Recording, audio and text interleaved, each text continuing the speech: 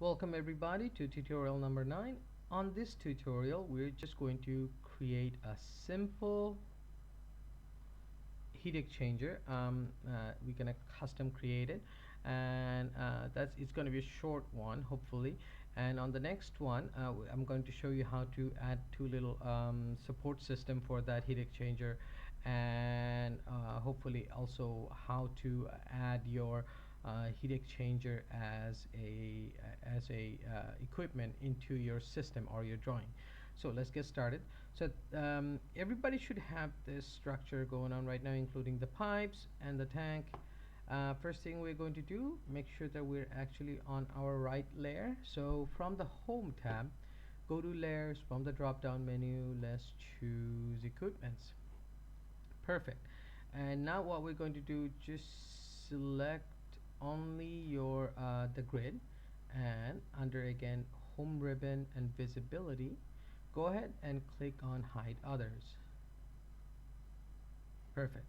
Make sure that your user defined coordinate system is actually 500 millimeter above the ground, so the second point of your grid horizontally vertically speaking, because we're going to need that. So let's go ahead and click on the top here, or you can also choose that from right here. You can click on the custom view, because if you have moved it, it should say custom view, and you can choose top. Okay, so first thing we're going to do is go back to the home tab, and under equipments we're going to create a new equipment by clicking on this button. So for you guys, you should be I just MTR on something else, so I'm gonna walk you step by step how to create a heat exchanger. It's not the same heat exchanger as we're going to use for our actual project, but it's nonetheless, it's just an example. So go on this drop down menu and let's go to heat exchangers, and under heat exchanger choose new horizontal heat exchanger. Now for me, bunch of stuff shows up on shape. For you, if it shows up on shape anything, these are showing up because I've already done it once. So go ahead and just remove them all. I'm going to walk you through how to do it step by step. So you should all of you should be on this page right now under heat exchanger, and nothing under the shape.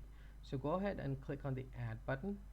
First thing we're going to choose is a atmospheric head, and we're going to add 5 cylinders. 1, 2, 3, 4, 5, and we're going to close off with another atmospheric head. Now you would see once we actually draw that how this sequence plays out. I will talk about it then. So now we need to change and define all the dimensions. So for the atmospheric head, select the very first one, and let's change the diameter to 500. Don't worry, I'm gonna give you all the dimensions again in the screen later on as well, so you can pause and make sure you enter the right one. And so for the first cylinder, my diameter is going to be 500, and my length or height here, because it's horizontal, will be 400. Cylinder 2, we're gonna have a diameter of 600 and a length of only 100. And the middle cylinder, we're gonna have diameter of 500 and a length of 4500, so 4500 millimeter. And then the next cylinder, we're going to have a diameter of 600 and a height of 100. And the very last one, again, diameter of 500. Let's make the length as 400. And last but not least, unit number 7 is a atmospheric head. Let's make the diameter 500. Now once you have done these are all the 7 little shapes here. I have brought up the Excel spreadsheet again, so go ahead and pause it now.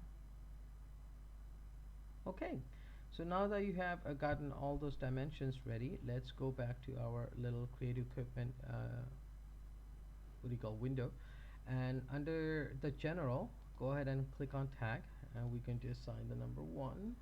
Press enter.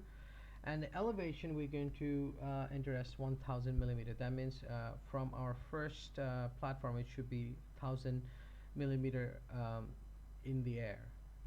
So go ahead and click create. Now approximately put it just where I am putting it right now.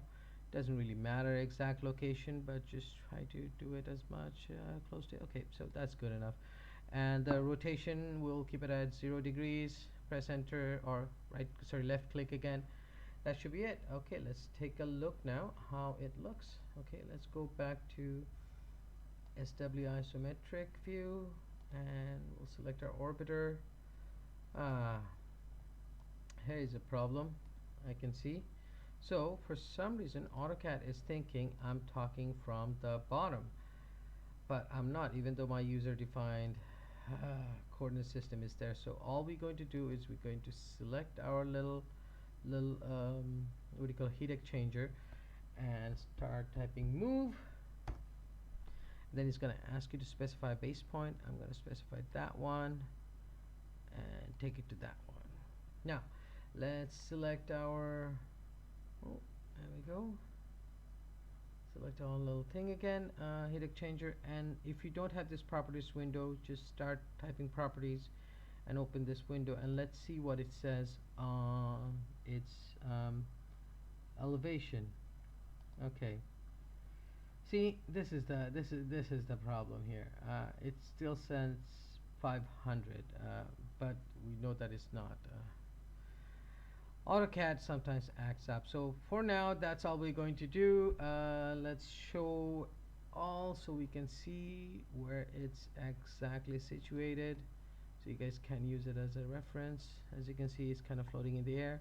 On the next video, we're going to create 2 little support systems for it, really 2 boxes, so it can hold it up.